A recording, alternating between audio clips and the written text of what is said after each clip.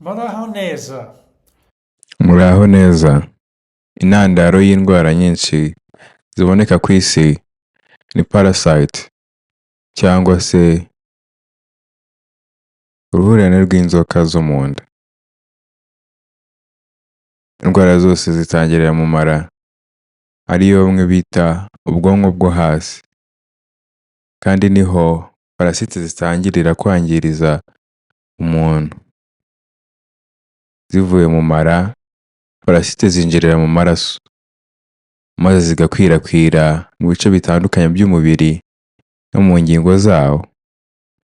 Hari parasite zimwe zishobora kugera ku bwonko zikagira ingaruka ku mitekerereze y'umuntu. Twese tugira parasite. Mu by'ukuri natwe turi nka parasite ku isi, ko tuyishingikirizaho kugira ngo iduhe ibyo dukeneye ngo tubeho, kandi duturanye n'ibintu bishobora kugereranywa na parasite nk'ubutegetsi, igisirikare, polisi, amashuri cyangwa ibigo by'ubucuruzi, ko bisaba ko tubiha imitungo cyangwa imbaraga bikenera ngo bikomeze kubaho no gutera imbere. Kamere y'isi dutuye imeze nka parasite, aho buri kimwe kirya ikindi kandi kigaharanira kubaho no kuganza ibindi. Bityo rero twese dushobora kugira parasite mu mibiri yacu, kandi ishobora kudutera ibibazo bitandukanye.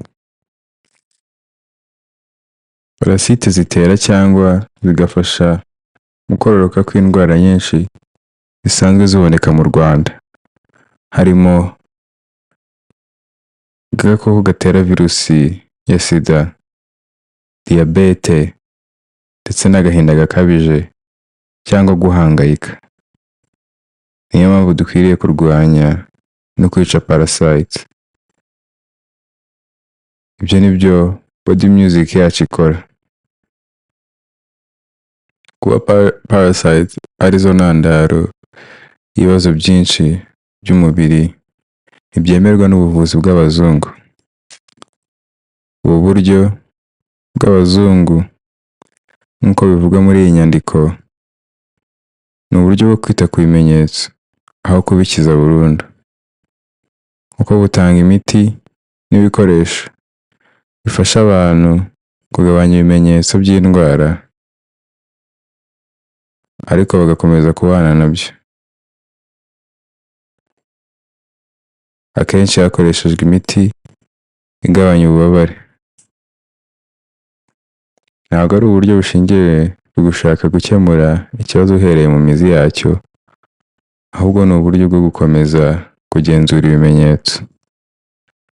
Bityo ubuvuzi bw'abazungu buvugwaho kugira imiterere isa n'iya parasite.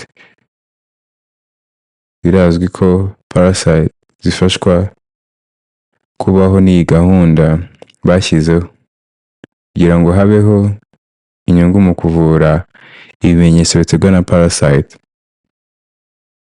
Ibi bikekwa bishimangirwa n'uko ibiribwa byinshi bitunganyirizwa mu nganda, birimo isukari ndetse n'ibirimo ikinyabutabire cya fer, iron.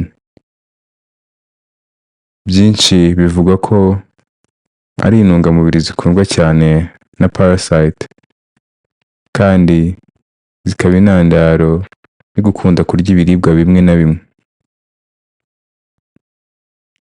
Ibi bisobanuye ko inganda zikora ibiribwa n'izikora imiti ziba zikorana kugira ngo zunguke byinshi.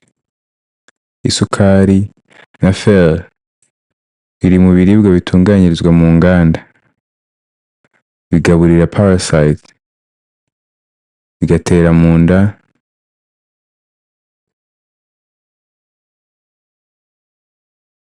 bigatera umuntu kubyifuza kurushaho kuko arya byinshi. parasite zikiyongera zigateza ibibazo byinshi mu mubiri, maze umuntu agakenera imiti myinshi. Ni uburyo bwisubiramo ubwabwo kandi bukongera inyungu z'izo nganda zombi, aho parasite ziba nk'abasirikare muri uru rugamba rw'ubucuruzi rugirwa n'abaturage. Iyi nyandiko ivuga ko ari uburiganya kandi ko parasite arizo ntwaro zikoreshwa cyane. Kubera ko mu Rwanda parasite zifatwa nk'ikibazo gikomeye, bivuga ko zikura neza mu Rwanda kubera impamvu zikurikira: ikirere, umuco, imibonano mpuzabitsina, imihanda y'ibitaka n'isuku y'umuntu bwite.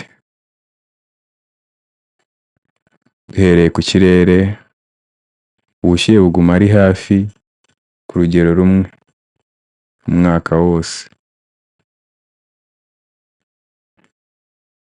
Ntabwo haba ubushyuhe bwinshi cyane cyangwa ubukonje bwinshi cyane bwakwica parasite, bityo haboneka ibidukikije byiza byo gukuriramo no kororokeramo.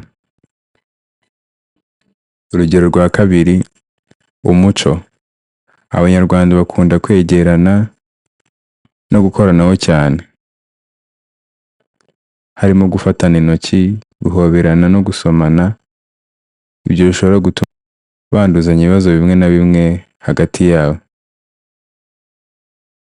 Imibonano mpuzabitsina.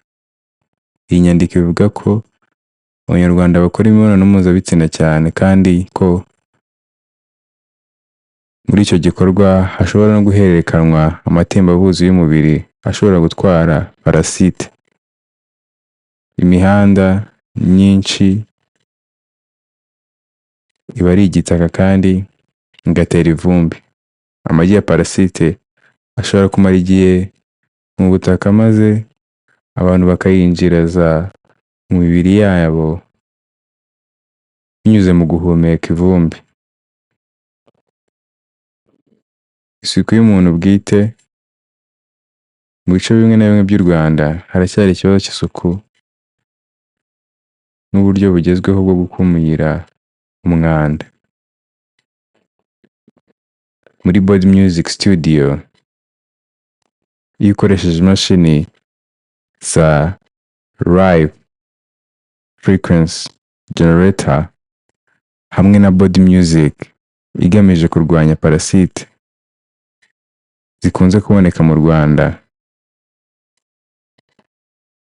maze bikabafasha gukemura ibibazo byinshi by'umubiri.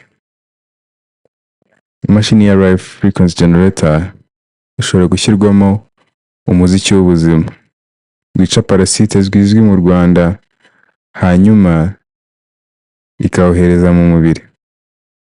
Uwo muziki w'ubuzima uhura na ya parasite ikayitesha imbaraga mbere yo kuyica mu minota 3. Iyo umuntu afite ubwoko bumwe bwa parasite, bishobora gufata amasaha 2 kugeza kuri 4. Iyo afite amoko menshi, bishobora gufata amasaha agera kuri 20. Muri Body Music Studio twamenye gusukura umubiri dukoresheje detox music, hanyuma dukurikizaho kurwanya parasite zikunze kuboneka mu Rwanda.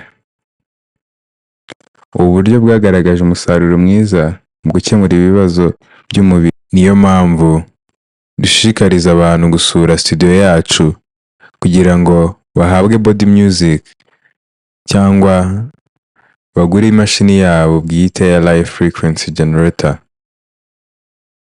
Niba ufite ikibazo cy'umubiri, birashoboka ko giterwa na parasite. Niba ufite ikibazo cy'umubiri, birashoboka ko wagikemura.